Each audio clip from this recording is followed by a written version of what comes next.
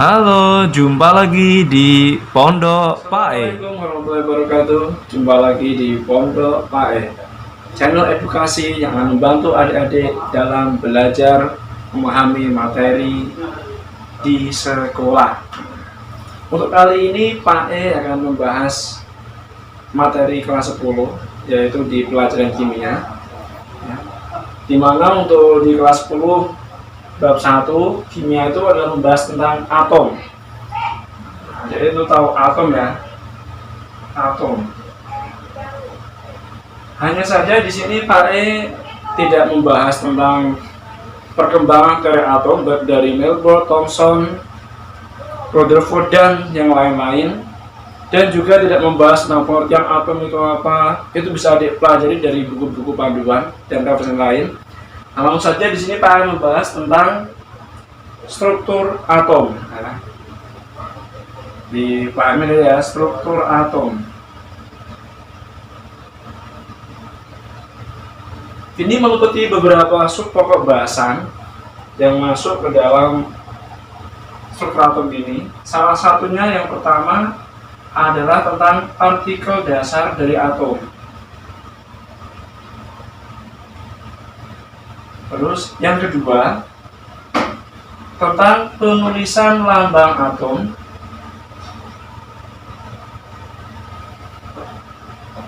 Yang ketiga tentang nukleida atau nuklida boleh. Yang keempat tentang konfigurasinya.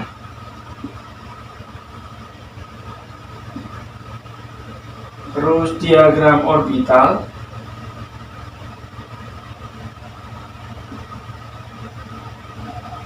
Dan yang terakhir tentang perkembangan sistem periodik unsur.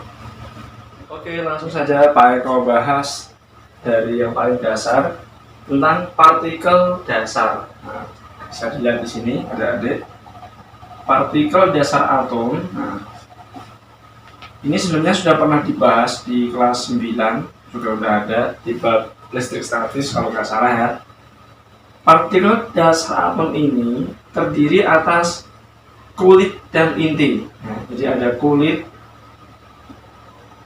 dan inti.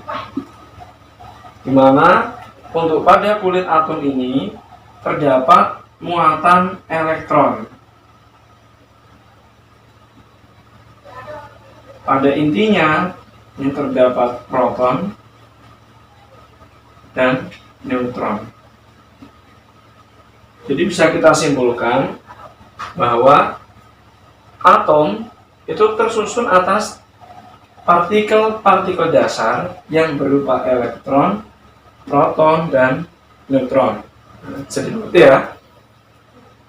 Bisa kita lanjutkan nanti ya. Untuk selanjutnya, keberadaan dari partikel ini nanti itu bisa menyebabkan atom dibagi menjadi 3 kriteria. Yang pertama, ada atom netral. Terus ada atom positif. Ada juga atom negatif. Bila mana atom-atom tersebut dikategorikan menjadi 3 seperti ini. Yang pertama, atom netral itu terjadi ketika jumlah proton dan elektronnya sama. Jadi ketika muatan antara proton dan elektron dalam satu atom sama jumlahnya, maka atom tersebut dikatakan sebagai atom netral. Yang kedua, atom positif. Ini terjadi bila mana jumlah protonnya lebih banyak dibandingkan jumlah elektron. Yang terakhir, atom negatif berarti sebaliknya dari atom positif, yaitu jumlah protonnya lebih sedikit dibandingkan jumlah elektron. Nah, ini adik-adik. Jadi kenapa bisa dikatakan sebagai atom netral, atom positif, ataupun atom negatif, itu ditinjau dari keberadaan atau jumlah proton dan elektronnya. Bisa dipahami ya? Oke. Lalu bisa kita lanjutkan untuk part yang kedua, yaitu lambang atom. Nah, di sini Pak hapus dulu karena memang medianya yang cukup kecil. Nah, ini kita hapus saja. Untuk lambang atom itu bisa kita tuliskan seperti ini. X ini misal adalah sebuah atomnya. Ini A, ini Z. Nah, ini artinya A di sini menunjukkan jumlah nomor massa atom. Z-nya adalah nomor atomnya.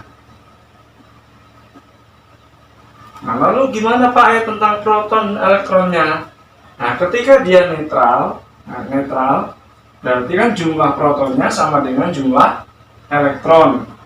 Maka bisa kita tuliskan bahwa proton itu akan sama dengan elektron dan sama dengan Z. Ini jika atomnya netral. Terus gimana untuk positif dan negatif? Nah, bisa kita tuliskan lambang ionnya.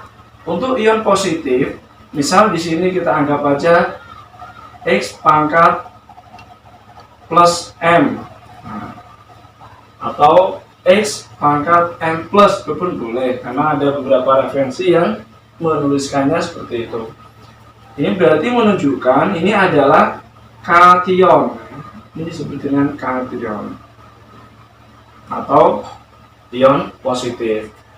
Nah, untuk ion positif berarti jumlah protonnya itu sama dengan Z.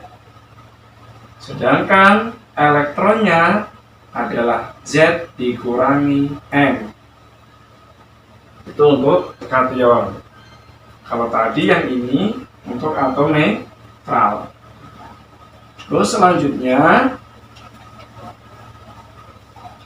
anion atau ion negatif. Nah, berarti kita lambangnya X pangkat negatif M. Ini disebut dengan anion. Untuk anion, P tetap sama dengan Z, tapi elektronnya adalah Z plus M. Jadi jumlah elektronnya akan lebih banyak dibandingkan jumlah proton. Itu untuk anion. Kation, jumlah elektronnya lebih sedikit dibandingkan jumlah proton. Netral, proton sama dengan elektron.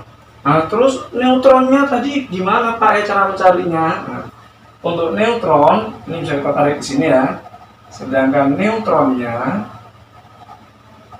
atau kita lambangkan N, N ini adalah selisih dari nomor massa dengan nomor atom. Nah, itu adik-adik tentang partikel dasar atom dan lambang atom. Bisa dipahami ya? Nanti bisa sambil dicari lagi di referensi lain. Nah, sekarang untuk part selanjutnya akan kita bahas di pertemuan berikutnya. Jadi untuk kali ini Pak E hanya membahas tentang partikel dasar atom dan penulisan lambang atom. Sekarang untuk konfigurasinya nanti kita bahas di pertemuan berikutnya mengenai prinsip Abel, kaidahan dan larangan asas Pauli. Itu tentang penentuan nomor golongan dan nomor periode atom. Nah, sekian dulu dari Pak E. Semoga bermanfaat dan selamat belajar. Assalamualaikum warahmatullahi wabarakatuh.